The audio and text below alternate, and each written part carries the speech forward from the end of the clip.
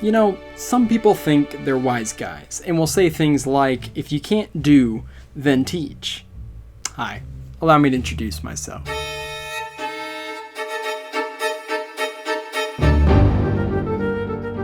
In the art world, regardless of medium, we never say someone cannot create. However, I'm here to tell you that you cannot create alone. Even if you're the only person scripting, talking, editing, publishing, you still need to draw inspiration from something other than yourself. Creation is a response to another factor, even if that factor is nothing. It's your job to make something of it. There's nothing too big or too small to talk about. As long as you're discussing something that's important to you, then I guarantee you it'll be important to somebody else. When you sell your personality in your content, you will make someone think they're watching something for the first time. As a creator, you are inevitably going to run into someone somewhere who wants to censor you. The key is to set your own boundaries and limitations. That way, when you do cross the line, you will do so with enough weight to engage your viewers more than ever before. I only know the knowledge I do because over 6 years of creating has given me every opportunity to do the wrong thing. I did a lot of those wrong things so that I can now help you do the right thing. The first rule of thumb when it comes to making thumbnails is whose thumb is your nail going to be for? And until you answer that, you're not getting anywhere. You know, a lot of people think I'm just full of it. That's fair. I'm Pat Nat, and this is my Mastercast.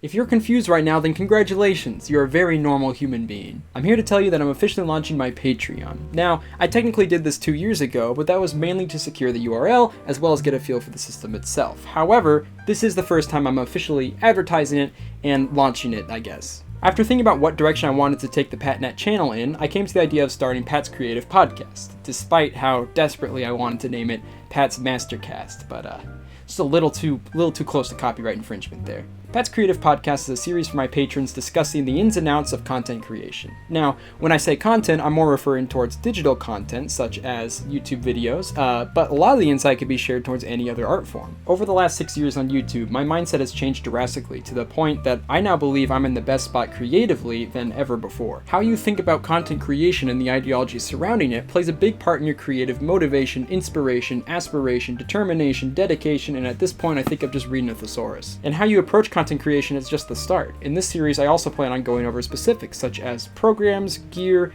websites, tips and tricks to help you work smarter, not harder. From my experience, the number one reason a creative project gets canned is because the workload seems far more difficult than originally anticipated. Making videos is hard work, but not understanding how hard can crush anybody's motivation, and that's ultimately why I'm doing this. I'm tired of seeing art with so much potential being discarded because of the overwhelming stress of following through with them. And you see this everywhere, both on the internet and in the real world. I fully believe that art isn't inherited, but learned. And when people can't finish their art, they immediately assume they're not an artist. It's depressing, and I want to help.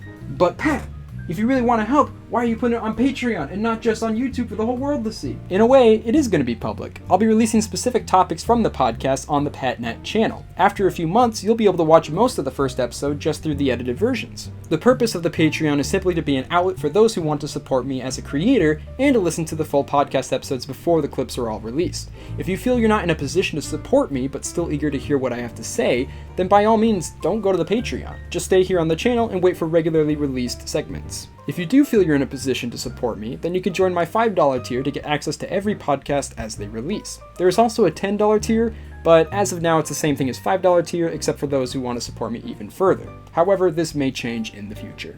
The last thing I want to mention before I preview a clip from the podcast is that I am in no way relying on Patreon to meet ends meet. Whether or not this works out, I will still be financially okay and still be creating what I like to create. I also hope you guys enjoyed the parody at the beginning. Even if this whole idea flops, at least I had fun making that, as well as everything else in this process. Thanks for watching, and enjoy this clip. Well, now, you might be able to agree with this, but I can, for one, guarantee that the number one cause of all of my halts in like any creation or any project being canned because of that is because I wasn't aiming for practicality first. I wasn't first understanding my limits and how far I can go.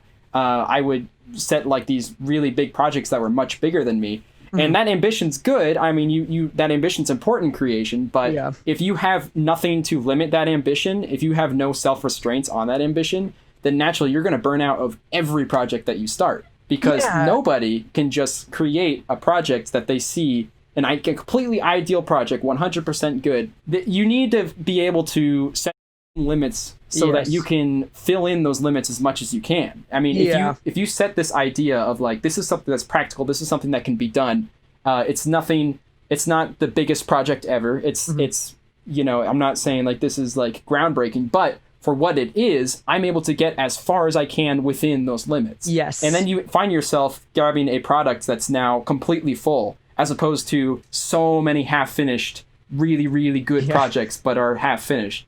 And a saying I learned actually relatively recently, I just can't remember who said it, because it was someone who heard someone else say it, and then they told me. So now it's just a freaking game of telephone.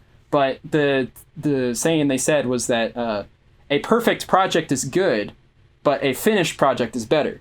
Because so many perfect projects will just get like put on the sidelines because they'll never get finished. Because can you actually ever do perfect? Yeah. Can that ever actually be done? You know what I mean? Mm-hmm. And this kind of segues into like another mentality that should probably be kept in mind, is just that, you know, it's okay if your project is not the same project that you originally envisioned, you know? Yes. You got to give room for your project to change and evolve.